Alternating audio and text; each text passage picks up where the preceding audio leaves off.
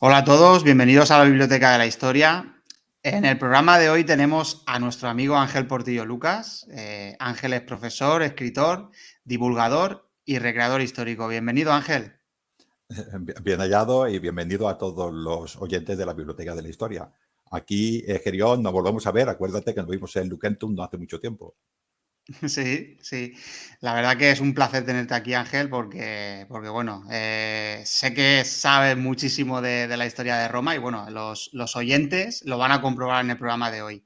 Voy a pasar a presentarte. Porque junto con Sergio Alejo conduces el programa de divulgación sobre la antigua Roma, Calamares a la Romana, que lo pueden encontrar los oyentes o los televidentes en YouTube. Su faceta de recreador histórico la lleva a cabo con el grupo barcelonés de recreación histórica Barquino Oriens. Al igual que yo, al igual que un servidor, Ángel Portillo es miembro del grupo Divulgadores de la Historia, siendo coautor junto con varios miembros de Divulgadores de la Historia del libro Ad Urbe Condita, un libro súper recomendable que hace un repaso novelado por gran parte de la historia de Roma. Como he dicho, Ángel es escritor y lleva hasta el momento publicadas 6 novelas pertenecientes a una trilogía y una saga. La trilogía es Lignum, que es la vida de Aurelio, y la otra es una serie que se titula Crónicas Romanas. Ángel, explícanos tu faceta literaria y háblanos de cuáles son estas obras que he mencionado. Pues sí, ya sabes que las personas que estamos un poquitín locas nos dedicamos a escribir, ¿no? Y en este caso, sí, la primera obra, como has dicho, es Artube Condita, que colaboré con 14 escritores más. Hicimos 16 historias de la familia de los Valerio y, como has dicho tú, yo recomiendo a todo el mundo que se haga con ella. Además, para un fin social, para un fin benéfico, que es ayudar a la conservación del puente de Alcántara. Los escritores no recibimos absolutamente ni un duro de esta obra, ¿no? En cuanto a mi obra personal, soy autoeditor por convicción, porque soy una persona que cree mucho en la autoformación y me lo hago, todo lo de los libros me lo hago yo, exceptuando la corrección, porque eso es primero que creo que es imposible, ¿no? Que una persona se pueda corregir sus propias obras, ¿no? La primera serie, como has dicho, es una trilogía, La vida de Aurelio, que habla precisamente del Lignum, que son 3 libros de unas 350 páginas cada una, que nos habla de la época de las guerras dacias, de la época esta trajana. Y bueno, es la vida de un jovencito que intenta buscarse la vida en la época de los primeros años de Trajano, ¿no? Sus inquietudes. Yo siempre digo un olvidado, o sea, es un soldadito más que intenta buscarse la vida. No hablo de grandes hombres, aunque sale, porque claro, al fin y al cabo, Roma es Roma, ¿no? Y la otra serie, que no es una trilogía, ahora mismo van 3 libros, que se llaman Crónicas Romanas, tiene que ver diferentes historias en diferentes épocas. En el año 131 a.C. está ambientado Cunina, diosa tutelar de la infancia, es una diosa indiguete, y la diosa Cunina nos explica una historia sobre una familia.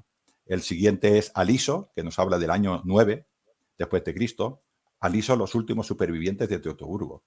La batalla de Teutoburgo no es el origen del libro. Este es cuando acaba la batalla de Teutoburgo, con todas esas personas que quedaron allí romanas, en esos bosques tenebrosos, todas llenas de brúcteros y de queruscos. ¿Qué pasó con ellas? ¿No? Pues hubo allí un grupo que sobrevivió precisamente en el Fuerte Aliso. Y bueno, esto es lo que explico. Y ahora acabo de publicar, no hace nada, Juno y las matronas romanas. Vuelvo a Roma y esta vez me sitúo voy entre Britania, la Britania de las campañas de Julio Agrícola, a la Roma de la segunda parte de la Guerra de la Dacia. Voy moviéndose allí. Y en estas 3 obras tiene mucha importancia la matrona, la pía y recta matrona romana. Como muchos de vosotros ya sabréis, y si no, pues os lo cuento ya ahora, Ángel Portillo también tiene un podcast fabuloso dedicado al mundo romano, como es Lignum en Roma. Ángel, háblanos de tu podcast, de la trayectoria, de cuándo empezaste y de los programas que llevas hasta el momento. Pues sí, empecé como aquel que dice, porque bueno, ya sabes, has dicho que soy magíster, soy docente por vocación, y lo mío es, creo que tú también, Gerión, es aprender y divulgar, es lo que me llena la vida. Yo además tengo la suerte de poder ganarme la vida con eso, ¿no? Y estudiaba tantas cosas para los libros y quería tantos conocimientos que no me lo podía quedar. Y hablando con Sergio Alejo y con Arnau, que también tiene este podcast de criófilos, y con Francisco Campa también de Belumartis, bueno, un poquitín con esta relación de divulgadores, pues mira, me decidí allí por finales de 2009 a publicar, creo que fue el último día incluso de 2009, a publicar mi primer capítulo de Lignum en Roma. Y empecé yo solo, luego empecé invitando a gente y pues ya llevo, creo que son 66 programas, 10 especiales, 4 de verano, y toco todos los temas. Yo toco siempre Roma, pero toco la mujer, toco la puela, toco las guerras, toco las batallas, toco la religión, toco las leyes, todo lo que es Roma, pero transversal. Y me dedico a grandes cosas, a grandes hombres, y como he dicho antes, también a olvidados, a colegia, a todo esto, ¿no? También me dedico a colaborar con todo aquel que me llama, ¿no? Y también llamo. Cuando no me llaman a mí, yo también llamo. Con lo cual, divulgar es nuestra pasión, Gerión, no podemos parar. Sí, exactamente, Ángel. Bueno, de todo lo que os he comentado y lo que os ha comentado Ángel, pues dejaremos los enlaces en la descripción del audio, pues para que lo tengáis más a mano y podáis acceder a ese contenido directamente. Bueno, Ángel, se ha hablado y se han escrito ríos de tinta sobre Roma, pero mucho, por no decir casi todo, se centra en la historia pura y dura, en las conquistas de las famosas legiones. Pero tú, en tu faceta de divulgador, te has centrado en mostrarnos, ya sea en tus obras o en tus programas, la otra cara de la historia, la historia más mundana, la que nos afecta a casi todos nosotros, que es el día a día. Y por ello vamos a dar unas grandes pinceladas históricas a la parte de la historia que no se cuenta tanto. Por ejemplo, vamos a comenzar por las categorías sociales de Roma. Ángel, yo he diferenciado 5: los patricios, los plebeyos, los esclavos, los clientes y los libertos. No sé si hay alguna más y vamos a empezar, si te parece, por los patricios. ¿Qué era un patricio? Bueno, un patricio, según ellos mismos, quisiera primero avisar, siempre aviso, yo soy muy prudente en estas cosas. Roma míticamente comenzó el 21 de abril del 753 a.C.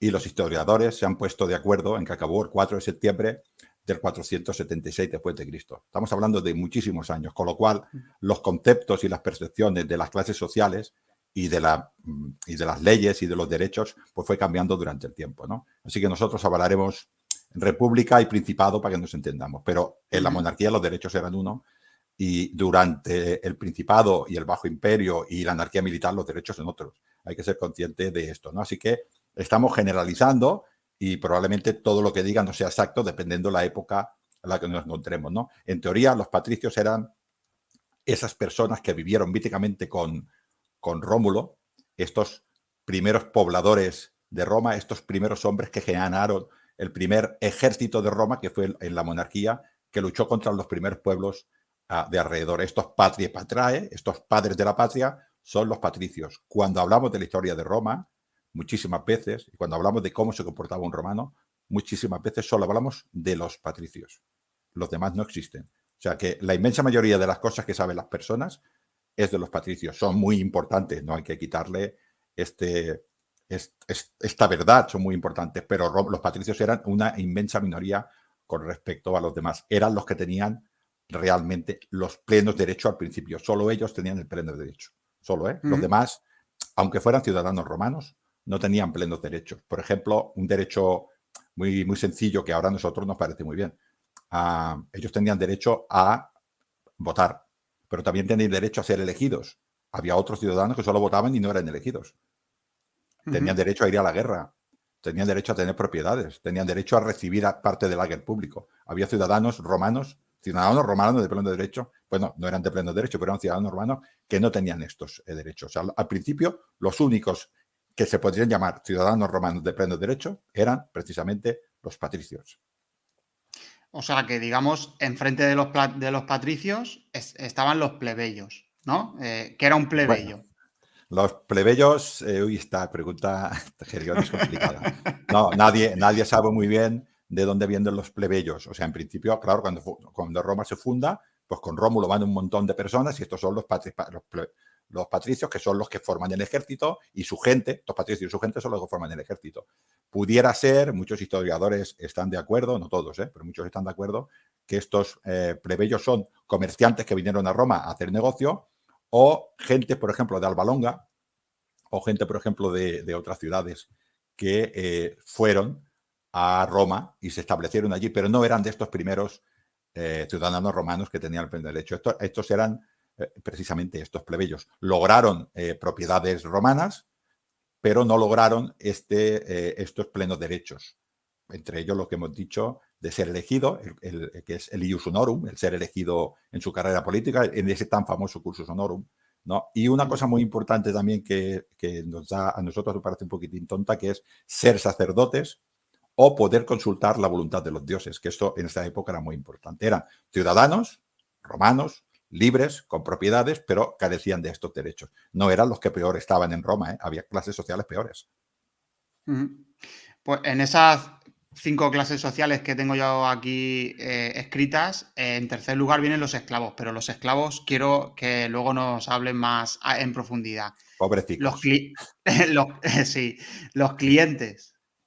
Sí, ¿Quién son estos clientes? sí, estos clientes son unas personas que vivían al amparo de los patricios. Eran, para que nos entendamos, gente que trabajaba o que dedicaba su vida a estos padres de familia patricia, ¿no? Estos padres de familia patricios, por ejemplo, los Cornelio, eran una gens y había familiares directos de sangre, para que nos entendamos, ¿no? Pues había otras personas que no eran familiares directos de sangre que estaban tan entrelazados entre ellos, ¿no? Hay muchísimas películas, por ejemplo, de Inglaterra, en las que se ve un noble y se ve ese mayordomo, que el padre ya había sido mayordomo y el hijo ya había sido mayordomo y el nieto será mayordomo. O sea, las familias, aunque sean familias diferentes, están muy insertadas en una en la otra. Incluso en estas primeras épocas, estos clientes se cambiaban su apellido al de su cliente, incluso adoraban a los mismos dioses que sus patricios, ¿no? Que sus gentes importantes. Y, por ejemplo, había un derecho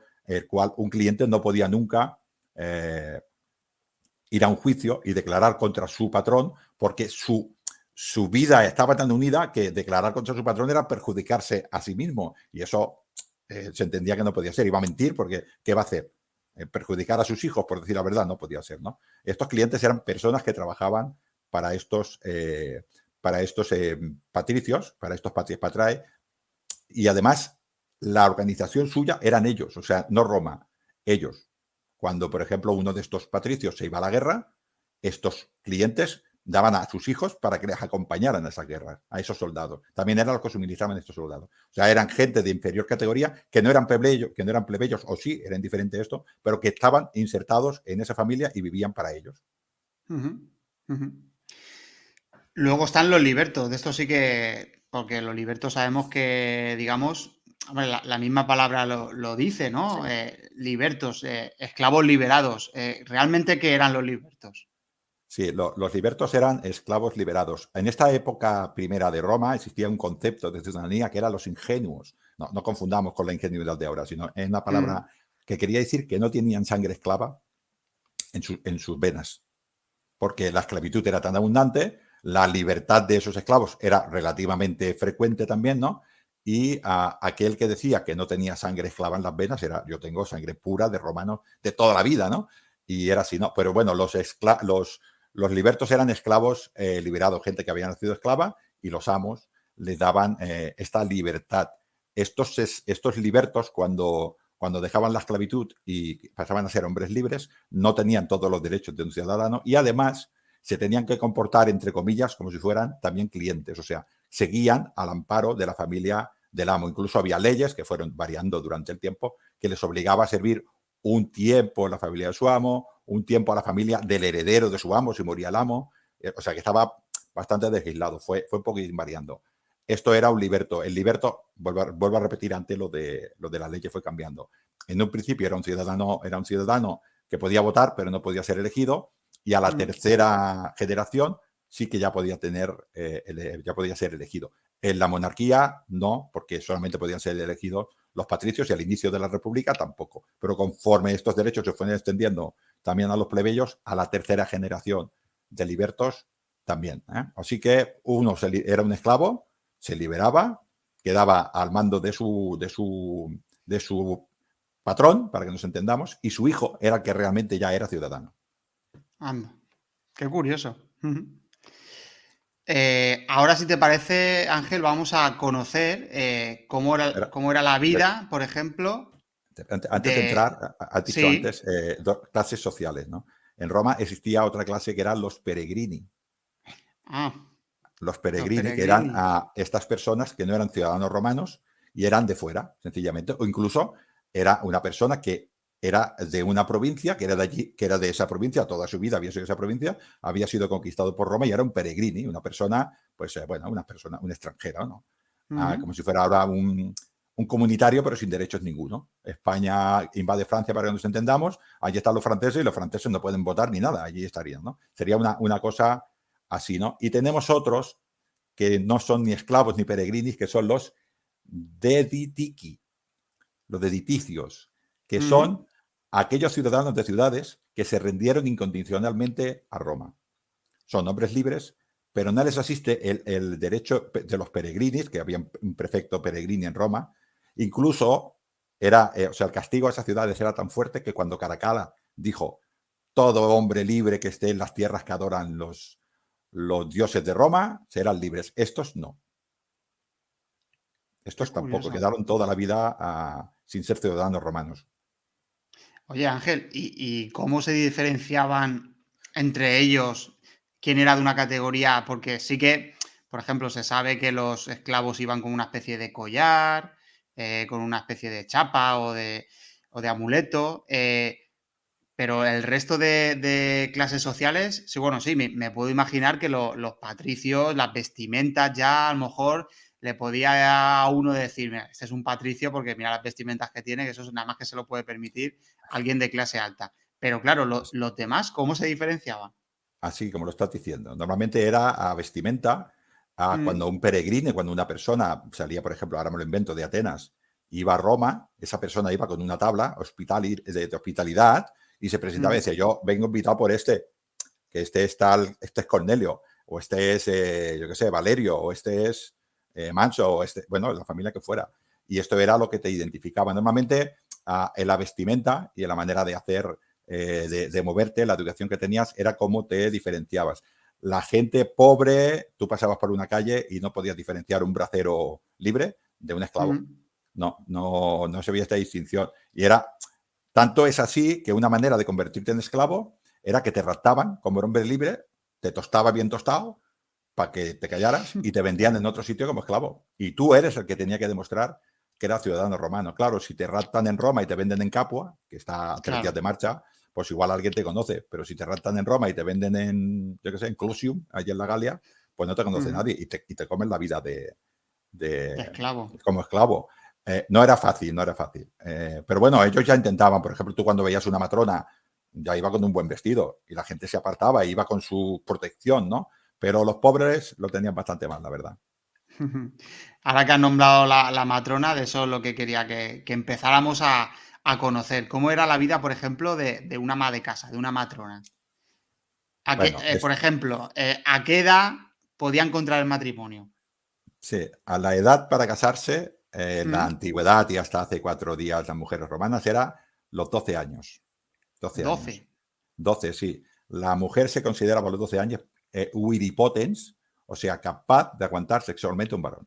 Esto era lo que decían los romanos con Ujú, 12 años y ya está. Era básicamente cuando le bajaban los menstruos, ellos pensaban que eran los 12 años, evidentemente hay mujeres que sí y mujeres que no, pero ellos claro. eran los 12 años, o sea, esto lo tenían muy claro. En cuanto le bajaban los menstruos, ya podían procrear y a tener hijos.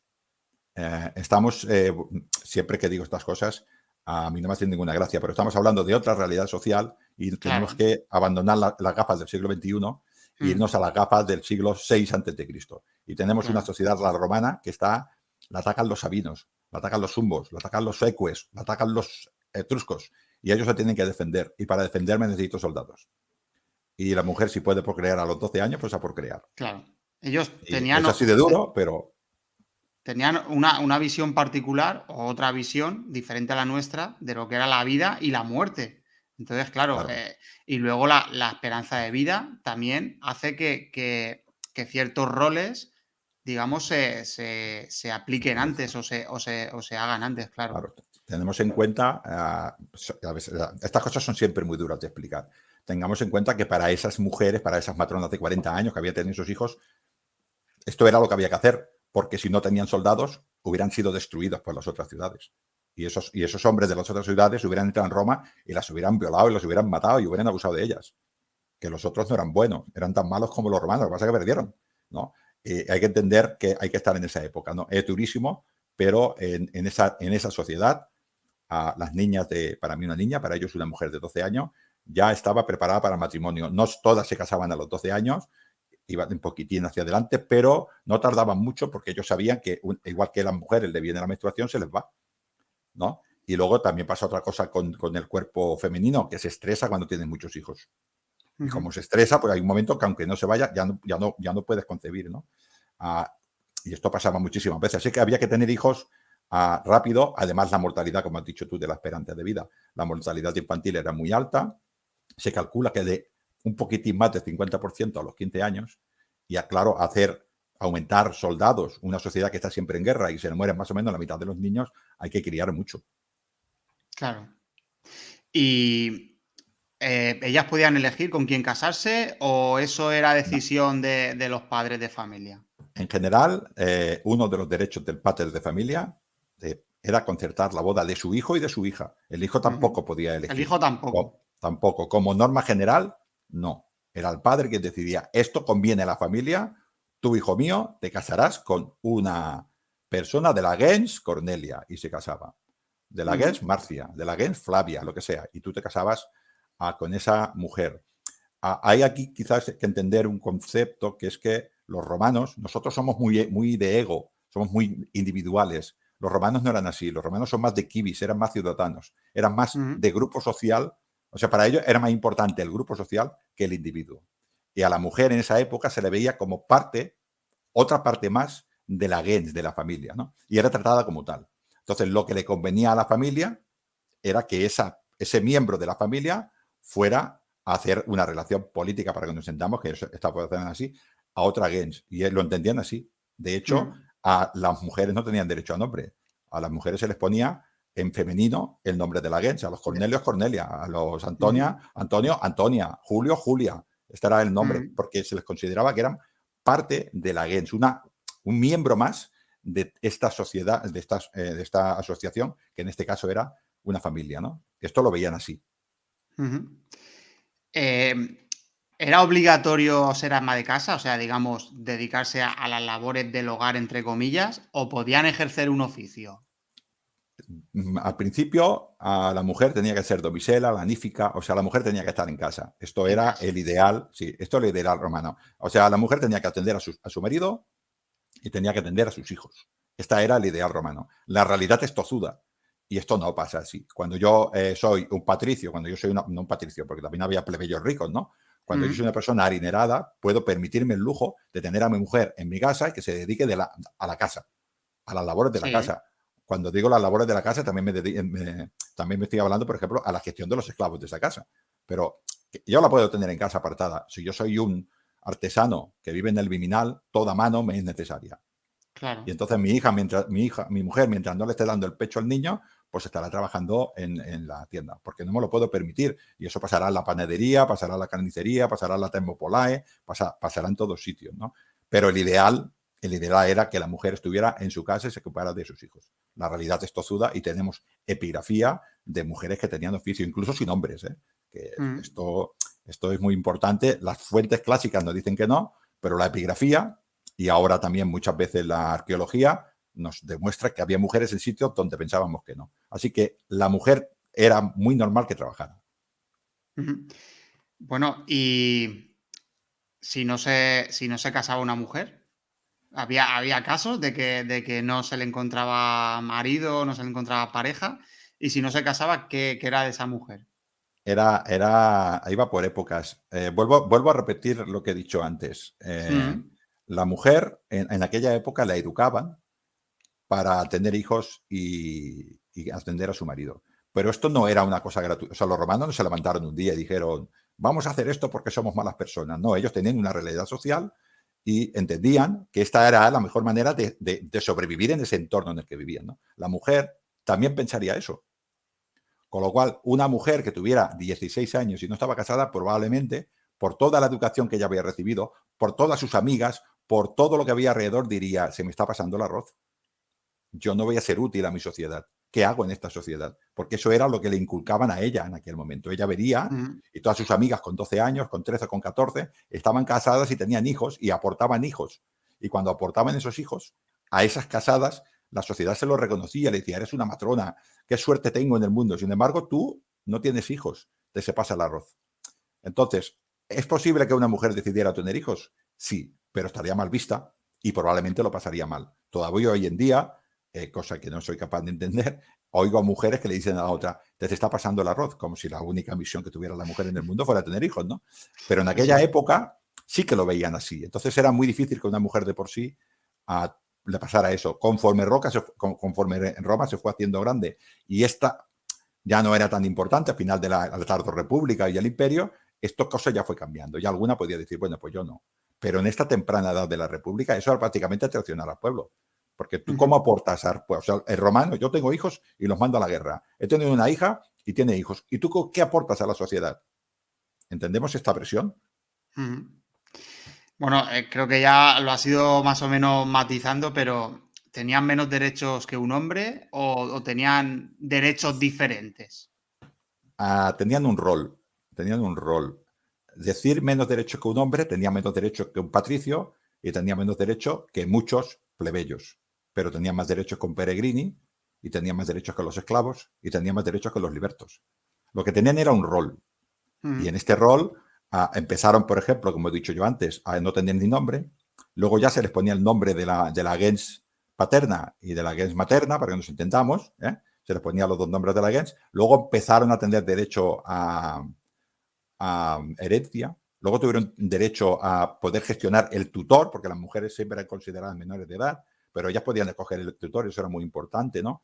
Y Ujú. luego, poquito a poquito, las mujeres se fueron haciendo con derecho y había algunas mujeres que llevaban negocios y eran inmensamente ricas con sus propios negocios y están orgullosas de ponerlo en sus lápidas, pues de que tengo una taberna o de que tengo un negocio que trabaja al por mayor en agricultura. Compro productos al por mayor en la agricultura, los distribuyo en los mercados a pequeños vendedores, ¿no? O sea que fue todo evolucionando. Tenían un rol que estaba visto por la sociedad por debajo de los hombres, eso sí que es verdad. No se podían dedicar, por ejemplo, a la república, a la cosa pública. Eran cosas de bajo nivel, a la política no se podían dedicar, ¿no? Ujú. Pero sí, tenían un rol y tenían menos derechos que algunos hombres, pero más que otros. Has comentado el tema de la mayoría de edad. ¿A qué edad era mayor de edad una mujer? O bueno, ahora hablaremos de los hombres, pero ¿a qué edad era la mayoría de edad? La mayoría de edad de una mujer no era nunca. Vale, La es que mujer lo él has, lo has siempre era comenta- lo has tratada. comentado. Sí, el ejemplo sería como una muchacha ahora de 16 años. Tiene una capacidad intelectual, algunas tienen muchísima capacidad intelectual, son capaces de hacer muchas cosas, pero ante la ley no dependen de su propio destino. Necesitamos un tutor, ¿no? No son individuos que tienen su propia ley, que pueden decidir por ellos, sino que otra persona tiene que decidir por ella, ¿no? En el caso de un menor de edad, pues sería su tutor, su padre o su madre, ¿no?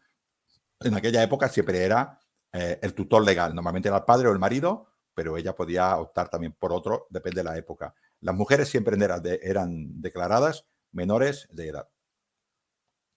¿Y los hombres? Los hombres, pues depende un poquitín del padre.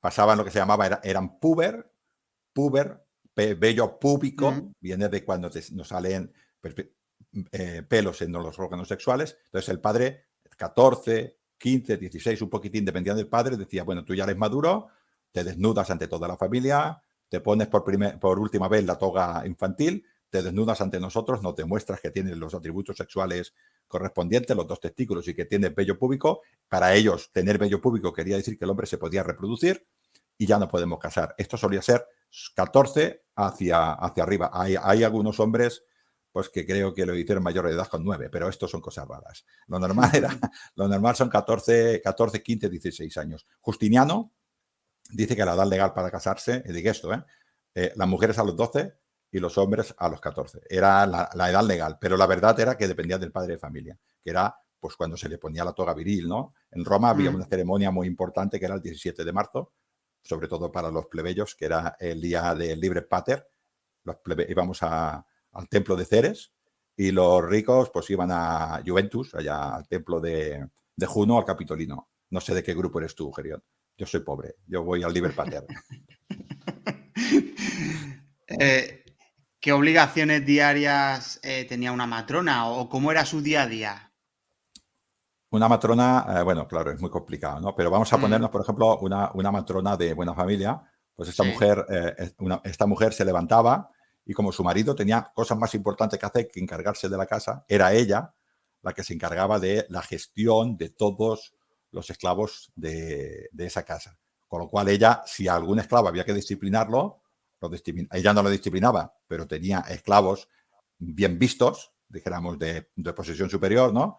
A estos encargados, ¿no? Enchufados. También hay esclavos enchufados en todas partes. Pues estos eran los que pegaban y ella era la que mandaba. Ella también se dedicaba pues a todos los aspectos que tenían que ver con la casa. Si era una mujer rica, también tenía que gestionar su propio patrimonio y el tutor o la gente que trabajaba para ella era una mini patrona de mini clientes, pues iban a ella y lo gestionaba. Esto hablamos de mientras su marido se dedicaba a asuntos políticos en el tablinium, en el despacho, ¿no?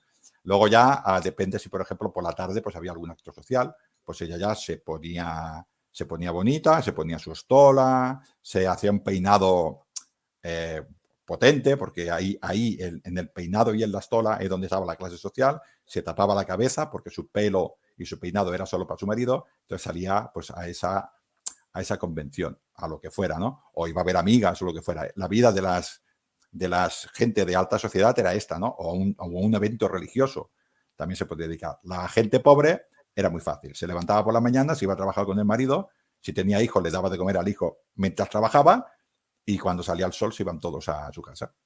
La vida de los pobres siempre ha sido así, de sol a sol. Tampoco dicen, ¿y cómo miraban la hora? No les hacía falta mirar la hora. Si trabajaban de sol a sol. Exactamente. Bueno, vamos a ver ahora cómo era la vida de un trabajador, un artesano, un pater familias. Sí, si eras un trabajador y un artesano, los esclavos, que ya hablaremos más adelante, los esclavos eran mano de obra barata, pero para cargar. Había pocos esclavos que tuvieran una especialización, que los había, pero pocos. Estos esclavos que tenían especializaciones eran esclavos, pero de otra manera, ¿no? Si nos vamos ahora a los artesanos eran un oficio y un oficio muy cualificado. Todos estos artesanos, o la inmensa mayoría de los artesanos, estaban en un colegio, estaban colegiados. ¿Vale? Un colegio, un sindicato, para que nos entendamos, de clase, como existen muchísimos sindicatos. Los de los controladores aéreos, los taxistas, ¿no? El USTEC, que es un sindicato de profesorado, ¿no? Quiero decir, funcionarios, este tipo de sindicatos, ¿no? Y este sindicato era cerrado, como los gremios de la Edad Media. Estos hombres, cuando su hijo hacía 7 años o 8, los ponían ya a trabajar con ellos y les enseñaban el oficio. Cuando este hijo ya tenía 14 o 15, ya habían hablado con un amigo de su gremio que había tenido una hija y se casaban con ella. O sea, los gremios eran endogámicos para que el oficio no saliera de ellos porque su oficio era su supervivencia. Y nos podemos imaginar a cualquier hombre de cualquier taller, de que todos hemos ido a los pueblos que hay artesanía, y es levantarse, trabajar, enseñar a su aprendiz. Era discípulo maestro, la enseñanza. Si veías que el discípulo no te valía, pues otro, ¿no? Y vamos así. O sea, no es la escuela de hay un profesor de 25 alumnos, no. Discípulo maestro, ¿no? Disquente, que se llama en esa época, ¿no? Con lo cual, esta era la vida del artesano. Ir a su taller, a enseñar a sus aprendices que era alguien próximo, podría ser un hijo, podría ser un cuñado, podría ser un yerno, podría ser el primo pero todo siempre dentro de este encierro. Creo que hay textos, ahora se me ha ido el nombre de este alemán, que decía que había 150 asociaciones sindicales de este tipo, colegia de artes y oficios en Roma, ¿no? Y hay que entender que esta organización tenía hombres importantes, tengamos que tener en cuenta que son personas, pues, por ejemplo, teniendo un presidente, tenían abogados, tenían gente que pagaba cuotas, gente que cobraba las cuotas, teniendo un local, tenían dioses propios, que la religión es muy importante para Roma, ¿no? Y esta era, para que entendamos, la manera que tenía de ver el mundo este. Era tan estrecho esta relación entre estos hombres que cuando morían, en zonas de los cementerios, iban juntos también a morir. O sea, era una relación muy estrecha. Era como cliente-patrón para los patricios, pero a lo pobre. Y ellos estaban totalmente unidos. Estaban tan unidos y la protección de su oficio era tan importante que existía el derecho de autodefensa en caso de que su oficio se fuera amenazado. Quiero decir con eso que cuando alguien venía, por ejemplo, de otra ciudad a ejercer su oficio a Roma, se reunían con palos, les pegaban una paliza, los tiraban al río y nadie les quitaba su oficio. O sea, la violencia era parte de la vida y se ejercía para defender su oficio. Si yo quería llevar carros, tenía que ir a hablar con los carrucari. Si yo quería tener algo de hierro, con los Ferrari. Y si yo quería alquilar un burro, con los mulatari. Así era. ¿Cómo pagaban los impuestos? ¿Cómo era Bueno, la manera de pagar los impuestos o si había recaudadores? ¿Cómo se hacía esto? te voy a decir que somos muy romanos. O sea, somos muy Sí. romanos, pero mucho. O sea, ellos pagaban impuestos en los puertos, en las aduanas, en los puertos. No sé si suele pasar todavía. En circulación de vehículos. Pagaban impuestos, por ejemplo, cuando yo era un mercader y me quería poner en un mercado a vender. En todos los mercados, en todos los pueblos esto pasa. Cuando Claro. yo quería vender un determinado producto, también tenía que pagar impuestos. Por ejemplo, había aceite, el trigo, todo esto estaba muy controlado por la administración. Y esto estaba, y yo quiero vender trigo, cuidado, no todo el mundo puede ser frumentari, no todo el mundo puede vender aceite, no todo el mundo, había un oligopolio, ¿no? Y esto tenías un poquitín que gestionarlo. Pagabas impuestos también, por ejemplo, la yugada, que le llamaban, por terreno. Una yugada era lo que tardaba un güey en hacer un día de trabajo, ¿no? Pues pagabas por esto. Los que se dedicaban a la agricultura pagaban impuestos también a la agricultura, no, perdón, a la ganadería, por ganadería. Había ciudades que pagaban a Roma un impuesto por la paz, las ciudades, ¿no? Transacciones comerciales, el IVA, entre comillas, ¿no? Herencias, también, el impuesto de sucesiones. Muy romanos somos. Evidentemente había un censo, que era muy importante la figura del censor, que hacía el censor, y a través de ese censor había funcionarios del Estado que se dedicaban a ir a esos sitios y pagaban, ¿no? A cada persona le tocaba pagar lo correspondiente y se presentaba allí el recaudador de impuestos y decía, págame, y o si no te espabilo. Y ya está, esto era lo que había, ¿no? Y bueno, pues como ahora, tampoco... Yo creo que todos los conceptos de impuestos que tenemos ahora son copiados, todos. Y funciona más o menos igual. El recaudador de impuestos, es verdad que no venía y te decía, te embargaba, iba con 5 legionarios y decía, pues bueno, tú sabrás si me pagas o no me pagas, mi hombre. Claro. Estos trabajadores, si perdían el empleo, has hablado de sindicatos o algo Sí, parecido en los colegios, ¿había algún tipo de ayuda o compensación temporal para hasta que volvían a sí. trabajar o alguien les contrataba? Si tenías la suerte de estar en un colegio poco potente, tenías una cierta cobertura. No existía exactamente el concepto de paro, de ayuda de paro, pero sí el concepto de préstamo. Yo te lo presto y tú me lo devuelves. Yo sé que ahora lo estás pasando mal, yo te lo presto y tú me lo devuelves, ¿no? Era este concepto, ¿no? Luego, como la unión entre, por ejemplo, imagínate las matronas, ¿no? Las matronas cuando esos hombres, ahora imagínate que 20 de esos hombres salen por la noche a un barrio como la Subura porque unos delincuentes han robado en un taller y se van a cobrar venganza. Estas matronas estaban juntas, rezando a los dioses juntas. La unión que se hacía entre esas mujeres era muy, muy importante, ¿no? Con lo cual también recibían este tipo de ayuda, ¿no? Esto da muchísima muchísima ayuda en cuanto tenemos problemas, porque van a ser solidarias, ¿no? Pero hay que pensar que estamos en una sociedad que roza la supervivencia y lo que yo puedo ayudar es poco. Pero esto sí que iba bien. Cuando venía una época muy mala, muy seguida, ya no te podían ayudar y quedabas totalmente desprotegido. Si estabas, por ejemplo, alquilado en una quela, en una habitación de un edificio, de una Ensolai, pues venía el amo y te echaba. Y a la calle, nadie se iba a preocupar por ti. O sea que había una cierta cobertura si estabas en un colegia, todo lo que el colegia podía hacer. Si no estabas en un colegia, estabas totalmente abandonado. Nadie se preocupaba por ti. Por las noches pasaban unos esclavos y estabas muerto, te recogían. Eh, Antes has comentado que los más pobres pues trabajaban de sol a sol y eso era su vida. Pero el trabajador o el artesano que era un poco pudiente, ¿cómo era su día a día? Además de trabajar, hacía otras cosas, tenían ocio.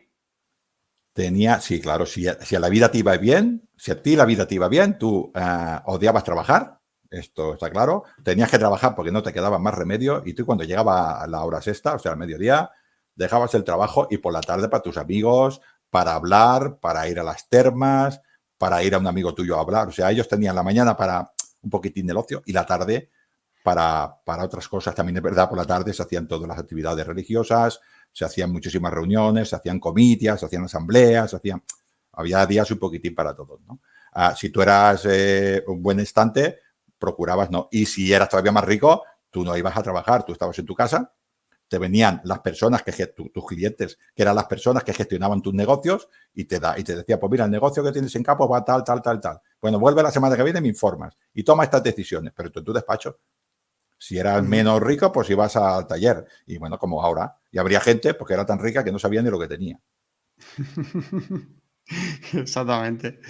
Bueno, hemos visto los dos roles importantes de las personas adultas, como son el de las matronas o amas de casa, el del parte de familia, el del artesano. Pero ahora vamos a pasar a la infancia, porque la infancia, la verdad que a lo largo de la historia ha sido maltratada, sobre todo en ciertas épocas. Pero bueno, vamos a ver cómo era la infancia en Roma, cómo era la vida de un niño hasta su edad adulta. ¿De Sí, quién dependía la educación de los niños? sí, antes Mm, de, tú nacías y antes de nacer eras una cosa. Quiero decir, eres un objeto sin dueño.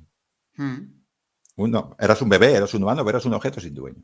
Entonces, te presentaban a tu padre, al padre de familia, y había una ceremonia, que hay muchas versiones, pero la cosa era que te dejaban al niño y entonces tú decías, tolere filium, lo acepto, no tolere filium, no lo acepto.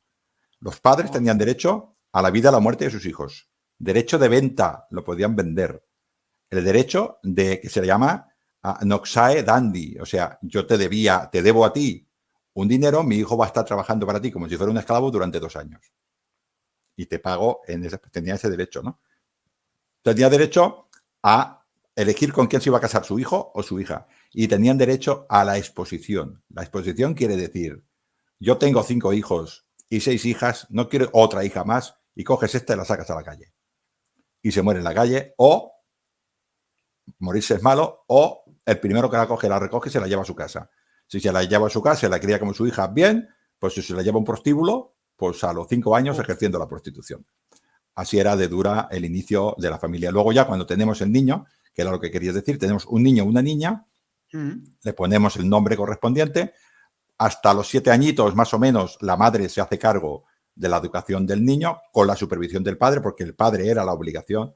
Y a partir de los 7 años, si ya esta educación hasta los 7 años era sexualizada, de los 7 en adelante ya era súper sexualizada. El padre se iba a las espaldas de, el niño, perdón, se iba a las espaldas de su padre, a aprender el oficio de su padre. Si su padre era un gran hombre, pues se lo lleva a los actos sociales, y si su padre es un artesano, pues se lo lleva a su artesano. Y si es un campesino, pues a labrar el campo con el chopo, con lo que pudiera. Esto era lo que tenían. Algunos padres que tenían un poquitín de dinero llevaban a sus hijos a la escuela, o que tenían la posibilidad de hacerlo, llevaban a los hijos a los diferentes niveles de escuela. La escuela elemental, había 3 niveles de escuela, como ahora, primaria, secundaria, universidad, sin ser eso, pero que la gente entienda que había 3 niveles de escuela. Solamente iban a los 3 niveles de escuela la gente rica. Los pobres, pues como ha pasado muchísimas épocas aquí, ¿no? Tú que has estudiado AGB y después que a trabajar. Pues lo mm. mismo. Tú que has estudiado la escuela elemental y después que a trabajar, ¿no? Y aquí, a partir de cuando ya el niño pasaba a ser mayor de edad, en lo que era la República Monarquía, pues el niño, la mujer se casaba siempre con un hombre mayor. Mm, Igual, si tiene suerte, el hombre tendría 25, 26, 27 años, con suerte. ¿vale? Porque los niños con 14, 15, 16 años se iban a la guerra. O sea, les daban una espada, les daban un escudo, si tenían suerte, un buen escudo y una buena espada, y si no, la de su bisabuelo, porque eso era carísimo, y se iban a la guerra. Y le decían, el de Belles es tu enemigo, el de Capua es tu enemigo, el de Tarquinia es tu enemigo, el de los Boscos son tu enemigo, y a la guerra. Y tenían que servir obligatoriamente a Roma. Morían muchísimos varones, jóvenes, porque además eran inexpertos, tendrían que tener un miedo atroz, lo cual quiere decir, la sociedad romana, la sociedad antigua, la romana también era muy cruel. Y el papel, el rol de la mujer es duro, pero el rol del hombre también es duro. Quiero decir con esto, ¿no?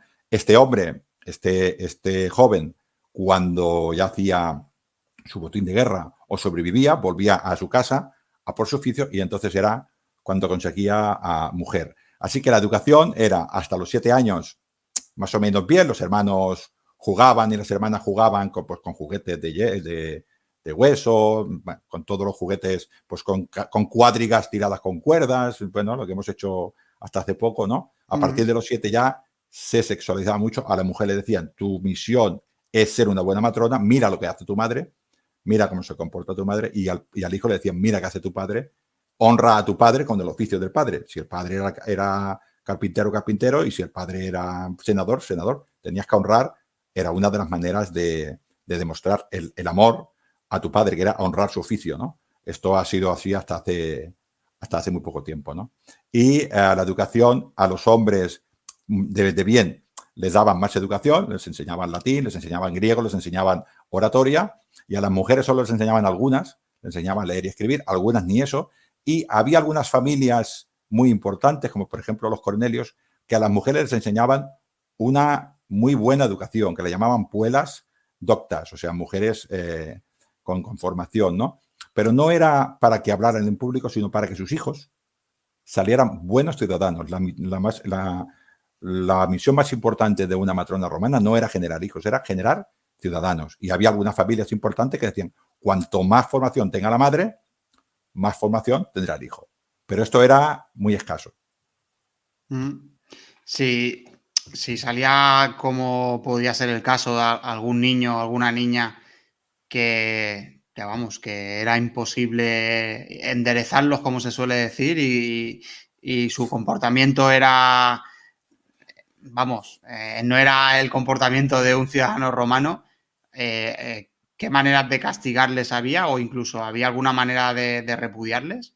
El padre tenía derecho a la vida y a la muerte del niño. Vuelvo a irme atrás atrás. Sí. Toda mi familia es una gens.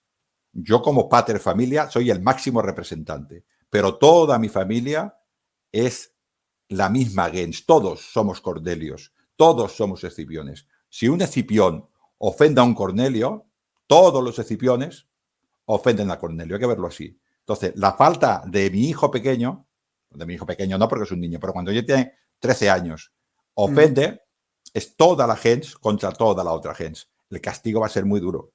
Y si la falta es muy gorda, a tu hijo lo matan directamente. A tu hijo o la hija. Porque es toda la gens. Hay que entender que las personas son parte de una asociación, son parte de una familia. Todavía hay en algunos sitios que todavía se oye eso del clan, ¿no? Y cuando un miembro del clan ofende al líder de otro clan, es todo el clan el que lo ofende. Hay que a veces entender esto, ¿no? Y luego hay que ligarlo esto con los dioses. Cuando un hijo desobedece a un padre, está desobedeciendo el mos maiorum, las costumbres de los antiguos. Y los antiguos se comportan así porque es a la voluntad de los dioses. Con lo cual, no solamente estás atentando contra tu padre, no solamente estás ofendiendo a otra gens, sino que estás ofendiendo a los dioses. Los castigos eran muy duros. Los niños ya iban bien encanados. Es decir, ya iban bien encanados este principio. Y, hombre, claro, siempre hay padres con cariño y hijos que se desvían, ¿no? Pero eso hay asesinos y hay maltratadores y hay estas cosas, ¿no? Pero en aquella época la violencia era parte de la vida. Un padre no veía mal pegar a su hijo y colocarlo en su sitio. O a una hija o a una mujer. No, para mí es una aberración, pero estamos hablando de esa época. Entonces, en esa época no había ningún problema. Si se pasaba demasiado, lo molían a palos y si no rectificaba, pues lo mataban. Vale. Es duro, pero... Bueno, todos sabemos, y quería llegar a esta parte, que la sociedad romana era una sociedad esclavista por antonomasia. por eso es interesante saber cómo era la vida de los esclavos. A Sí. ver, ¿tenían algún derecho o eran personas totalmente anuladas? En un principio, claro, es que hablar de esclavitud en general es muy complicado porque había muchos tipos de esclavos, ¿no? Sí. Pero generalizando, en las primeras épocas de la República, los esclavos eran como una lavadora. Las lavadoras no tienen derecho y las mesas tampoco. Me son muy útiles, pero derechos ninguno. ¿Yo quiero que se me estropee la lavadora? No. ¿Yo quiero que se me rompa la mesa? No, pero derechos no tienen. Claro. Primera cosa. Segunda cosa, no tenían derecho a tener familia, por ejemplo. Sus hijos, Ujú. si una mujer paría, ese hijo no era suyo, era del amo y lo podía vender directamente. Si el amo venía un poquitín pues, deseoso de desahogarse un poquitín, pues cogía la esclava y la usaba. O al esclavo, que tampoco tenía mucha Ujú. manía en este aspecto, y lo usaba. O sea, no tenían ningún derecho. Era como una lavadora, como una silla, como una mesa, como un sofá. Y yo lo uso para lo que quiera, para dormir o para leer, o para desahogarme, lo que haga falta, ¿no? Era la vida, al principio era así. Luego es verdad, hay esclavos que, por ejemplo, a personas que las condenaban a ser esclavos durante un tiempo. Este esclavo no era igual. El hijo que un padre te lo daba para que te pagara una deuda, este tampoco era igual. O la hija que te daba para pagar una deuda tampoco era igual, ¿no? Pero un esclavo cogido de una batalla, por ejemplo, que lo colocaban allí, no tenía ningún derecho, ningún valor prácticamente, ¿no? Y luego, con el tiempo, todo esto fue variando y, por ejemplo, ya en el siglo II, pues ya tenían derecho a casarse, ¿no? El Digesto de Justiniano, por ejemplo, castiga cuando una mujer, una esclava embarazada huye, la castigan doblemente por robo. Primero por ella y segundo por el hijo que lleva dentro, que tampoco es suyo. Tiene Ujú. dos castigos, ¿no? O en principio, ningún derecho. Luego, como todo en Roma, ya lo sabes, Gerión, va variando, ¿no? Y ya hacia el final ya tenían algún derecho. Ya no podías pagar a un esclavo sin motivo, ya no lo podías matar, ya no. El problema está en que en el interior de una domus, un poquitín cómo se podía controlar esto. Pero sí, estos derechos poquito a poquito se fueron adquiriendo. Pero bueno, la idea sería, son cosas, no tienen derechos. Ujú. Aunque la verdad me gustaría hacer un programa que vinieras otro día a la Biblioteca de la Historia a hablarnos del tema de los esclavos. Has comentado el tema de que había diferentes esclavos.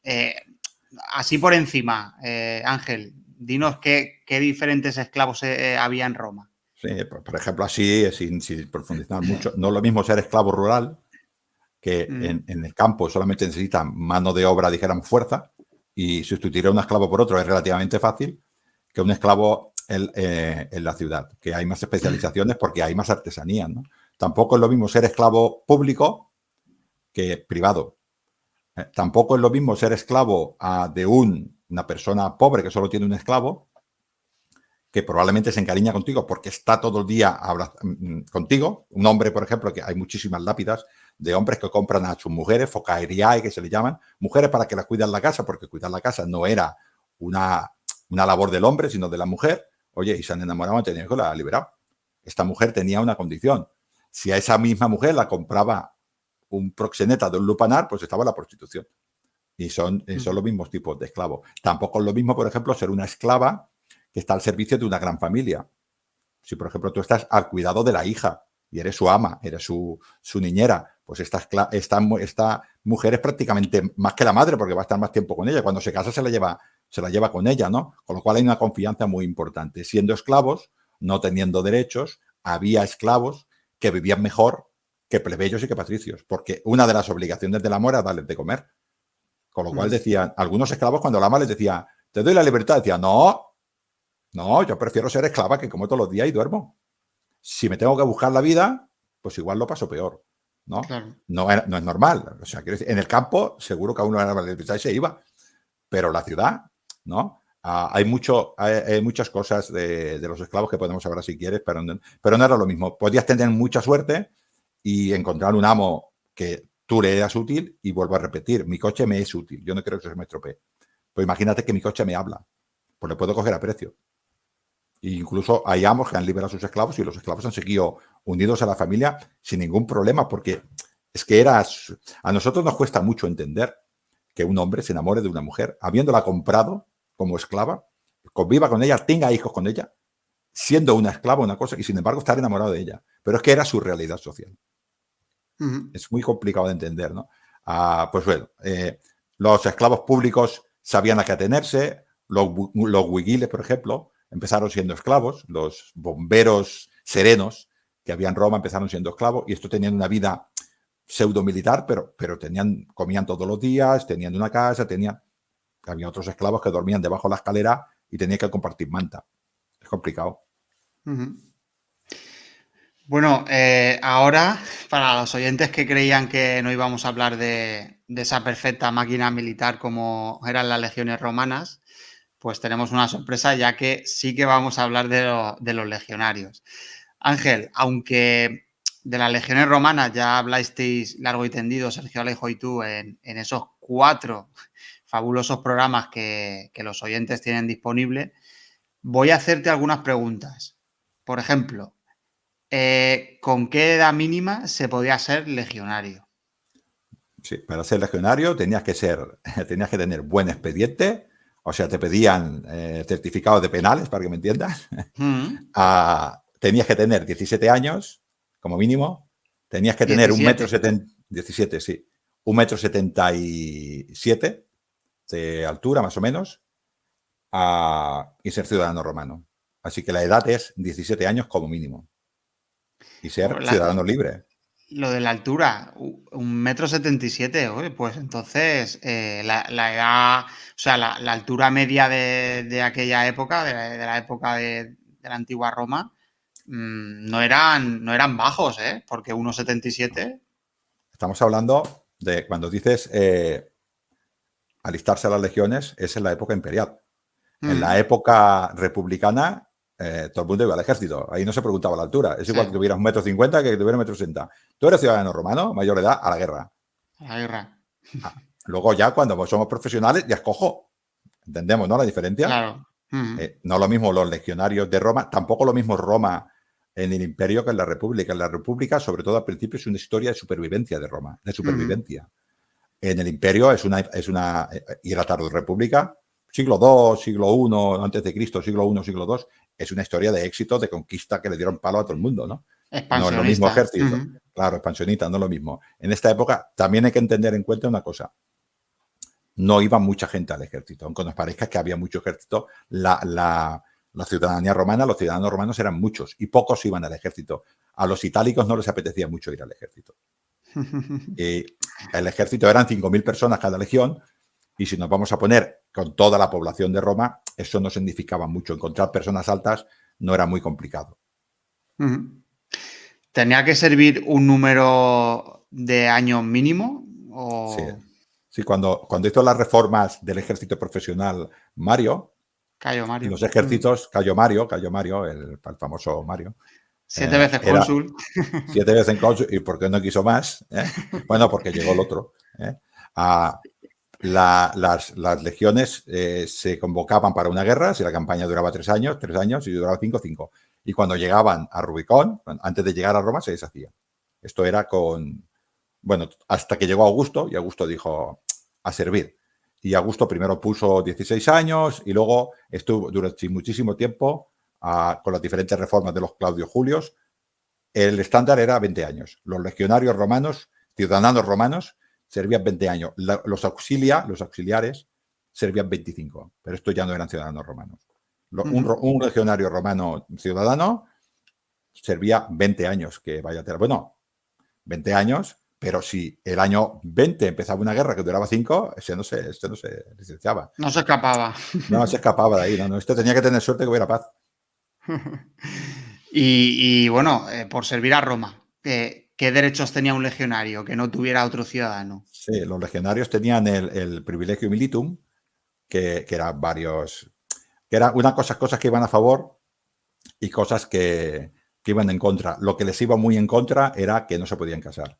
Y eso para un romano de bien era muy duro. No se podían colegiar tampoco. Y esto para un romano de bien también era muy duro. Pero tenían otras cosas como, por ejemplo, que no podían pagar deudas inasumibles. O sea, yo soy un soldado, me voy a comprar una casa, yo gano, en la época de Trajano, por ejemplo, gano 1.200 estercios al año, y voy a un hombre que me quiere engañar y me dice, esto vale me tienes que pagar por esta casa 5.000 sestercios al año y yo gano 1.200. Y llega este hombre y me denuncia. Entonces el ejército dice, pero tú no sabías que te ganaba 1.200. Pues no te va a pagar la deuda. Con lo cual, esta deuda quedaba totalmente anulada. La justicia era siempre militar. Siempre, cuando tú hacías un delito, las personas te tenían que denunciar a la justicia militar. Luego, por ejemplo, ¿cuál era tu casa? Tu casa era el ejército. El castel donde estuvieras. Entonces te decían, tienes que venir a Roma a un juicio. Y dice, yo ahora mismo estoy en misión cuidando de la bandera de la, yo qué sé, de la 20ª Valera Victrix. De aquí no me puedo mover. Pues no se hacía el juicio. O sea que parece que no, pero es muy importante, ¿no? Al soldado romano se le consideraba un poquitín como a... Estoy hablando del imperio. Un poquitín como a la mujer, para que nos entendamos. Cuando yo firmaba, perdía derechos de ciudadanía. Pero como les interesaba mucho ciudadanos del campo, no de la ciudad avispados, de estos ¿sabes? No, sino del campo, que solamente estaban en el campo, porque ellos decían, una persona que está en el campo de sol a sol, ya está acostumbrada a cavar, que es lo que hace un soldado. Ya está acostumbrado a comer poco, que es lo que hace un soldado. Ya está acostumbrado a caminar de la granja hasta, que es lo que hace, está acostumbrado a cargar, a hacer grandes jornadas, a ser frugal. Entonces los cogían del campo y decían, una persona de campo de número poco, de gestionar su propia vida, poco. Incluso cuando les pagaban estos 1.200 sestercios, el gobierno se quedaba, el Estado se quedaba la mitad, para que no se lo gastaran. ¿Entendemos? Se lo administraba el Estado, ¿no? Entre comillas. La mitad de su sueldo se lo ponían en una caja para cuando se jubilara. O sea, el Estado no se lo gastaba. Se lo ponían en una caja, pero cuando hacía botín también. Cuando llegaba el emperador, un nuevo emperador, y decía, le voy a dar a cada soldado 5.000 sestercios, 2.500, guardaos. Los otros 2.500, si quieres, te lo gastas. O sea, ese era el antecedente de la jubilación, ¿no? Claro, el jubilus, de la pensión, claro. La tablilla que le daban al soldado cuando se licenciaba era el jubilus. De ahí viene la palabra, ¿no? Estos eran muy importantes y ya hablamos, acuérdate, en el programa los 4 programas que hablamos con Sergio, que los romanos, si bien estaban prohibidos de casarse desde Augusto ya les prohibió casarse. Anteriormente, como eran levas, había muchos que estaban casados, pero les daba igual. Claro, pero estos lo que hacían era, justo al lado del campamento, se generaban los canabae, que eran las cabañas, para que nos entendamos, arrabales, y allí vivían, en principio, primero empezaron a vivir esclavas que los soldados compraban, porque claro, yo salía del castra y me iba a una casa y dormía, pero yo no iba a limpiar mi casa y compraba una esclava, ¿no? O una mujer local, una mujer peregrina, ¿no? Y pues oye, me encaprichaba con ella. Y hay lápidas y lápidas y lápidas de soldados que se casan con una peregrina, una mujer libre de la zona, con esclavas, una vez que quedan liberados de la situación militar, se licencian, ya vuelven a ser otra vez ciudadanos romanos de pleno derecho y se pueden casar. Se casan y adoptan ellos a sus propios hijos. Entonces sus hijos son ciudadanos romanos de pleno derecho, así. O sea que hacían trampa, entre comillas. El problema era que si morían antes, pues al principio toda esta gente, su familia y sus hijos quedaban relativamente desprotegidos. Todo esto fue ganando en derechos hasta Septimio Severo, pero estamos hablando de Septimio Severo. Desde Augusto hasta Septimio Severo pasan muchos años. Claro. ¿Cómo podía ser el día a día de un legionario en periodo de paz, cuando no había guerra? ¿Qué es lo que podía hacer, digamos, supongo que estaría destinado en alguna legión? ¿Qué se hacía?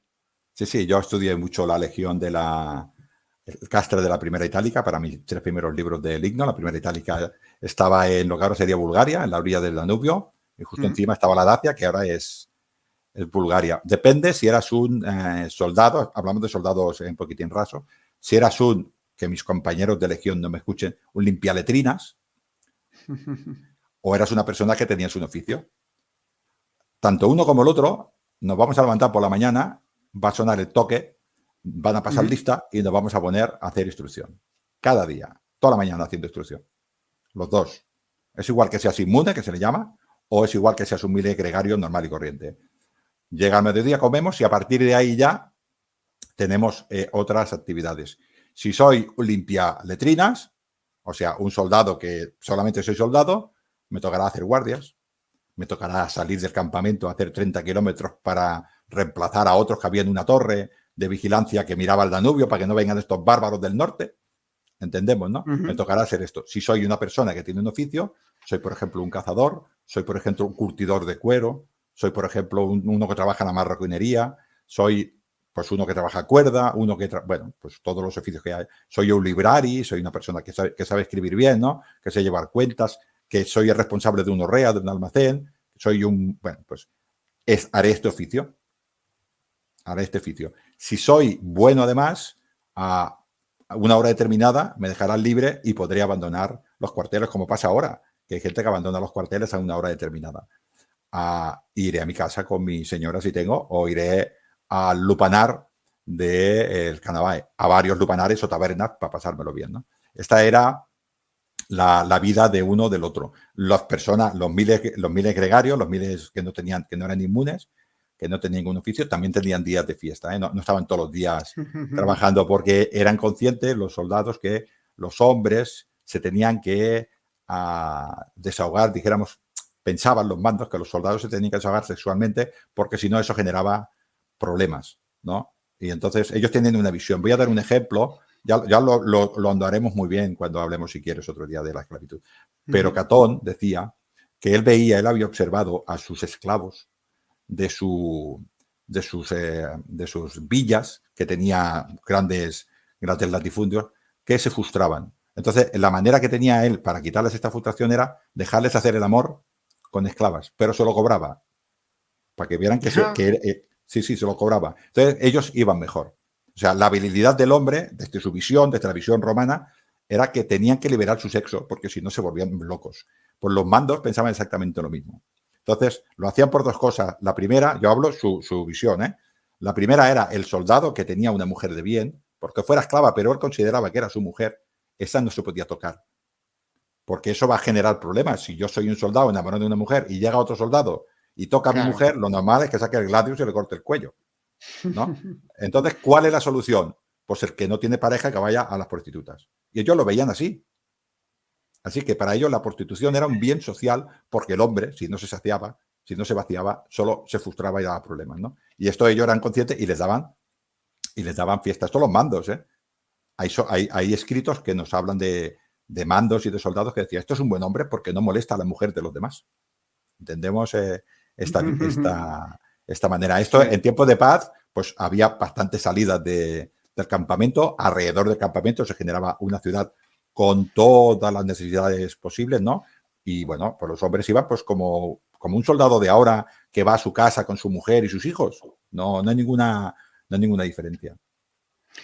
Imagino que en plena campaña militar, bueno, cuando no se está combatiendo, claro, ¿qué se hacía cuando no se estaba combatiendo? Pero claro, estarían maniobrando de un sitio a otro. Sí, la maniobra, sí. ¿Cómo era el día a día de estos legionarios? Sí, cuando se movilizaban las tropas, normalmente no iban las mujeres se quedaban en el castra. En el castra había una guarnición, se quedaban 2 o 3 banderas a cortes, nosotros diríamos a las banderas, ¿no? Que eran 480 hombres, igual se quedaban 1000 hombres más 2 a cortes auxiliares, 2000 hombres en el castra, que se encargaban de que todos aquellos hombres que se habían ido supieran que sus mujeres y sus hijos quedaban atendidos.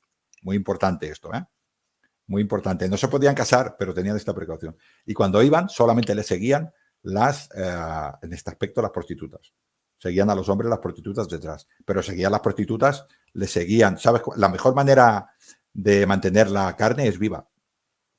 De conservar la carne es viva. Así que detrás de ellos iban vacas, iban bueyes, iban todo tipo de ganado, con gente que se la iba vendiendo al ejército, porque el ejército iba comprando carne. Y estos hombres ahí ya tenían menos descanso y era más difícil. Estos hombres ya hacían todos guardia y estamos en campaña y tenemos que procurar material. Y cuando nos movemos, a veces nos pensamos, Gerión, de que lo importante está, dijéramos, en el frente. En el frente están los hombres que luchan, pero para cada hombre que lucha hay detrás 3 o 4 de intendencia y guardando caminos y de logística. Y todos estos hombres también tienen necesidades, con lo cual ese movimiento era enorme y el trabajo que generaban era enorme. Por ejemplo, el ejército cuando llegaba a un río o lo vadeaba o hacía un puente. ¿Qué lo hacían los soldados? Los soldados. Sí. Si en un sitio determinado teníamos una un camino roto que había que sacar 3 rocas porque no pasaba el bagaje, no pasaban los carros, pues lo sacaban los soldados. O sea que estos soldados trabajaban bien y comían. Así que cuando se iban de campaña, sin entrar en combate, trabajo era enorme y además podemos repetir, que no me rodeen y que no me ataquen el bagaje, porque si me atacan el bagaje y la intendencia a la comida, pues tenemos un problema. Y luego ya en el frente, pues, ¿qué te vamos a decir? Te vienen los bárbaros y te matan y ya te se acaba el problema, ¿no? Exactamente. Bueno, Ángel, creo que hemos hecho un gran repaso a los aspectos más fundamentales de la vida cotidiana de los romanos de a pie. A mí me ha encantado, me ha gustado mucho el programa, ha sido muy instructivo. Espero que a los oyentes también les haya gustado. Y voy a hacer una cosa.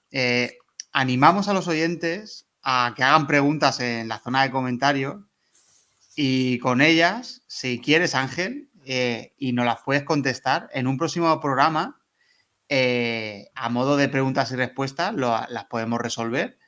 Y bueno, que los oyentes no se enfaden si no las respondemos en la zona de comentarios y es porque lo queremos hacer así. Así que de todas las preguntas que tengan los oyentes, podemos hacer un programa de que Ángel no las resolverá a viva voz. ¿Te parece, Ángel? A mí me parece perfecto. Lo hemos dicho antes, Gerión, justo antes de la conversación previa, que de cada uno de estos temas sale un programa. Sí, sí. Acuérdate, tú mismo lo has comentado, con Sergio Alejo hicimos aquí un programa sobre reclutamiento de las legiones romanas y todo lo que significaba ser soldado. Hicimos 4 programas. 4 Pues, programas. sobre los esclavos, sobre las dominae, sobre los patricios, conflictos patricios plebeyos, sobre los derechos, se pueden hacer muchísimos programas, ¿no? Y esto es un pequeño resumen, vuelvo a repetir, muy general, se puede especificar muchas cosas, pero como dices tú, invito, al igual que tú, a los oyentes que hagan preguntas y contestaré todas las que sepas y las que no, pues buscaré información, que paso estamos. Pues muchísimas gracias, Ángel. Ha sido un placer, que es la primera vez que, digamos, estás en la biblioteca de la historia conmigo. Bueno, no, hemos estado cuando hicimos el programa sobre Los pueblos del mar. los pueblos del mar, exactamente. Pero bueno, es la primera vez que estamos individualmente tú y yo, porque no está Sergio Alejo, que bueno, podría haber estado tranquilamente. Tanto. Pero sí. Y bueno, muchísimas gracias a los oyentes también por escucharnos y bueno, un saludo enorme. Hasta luego.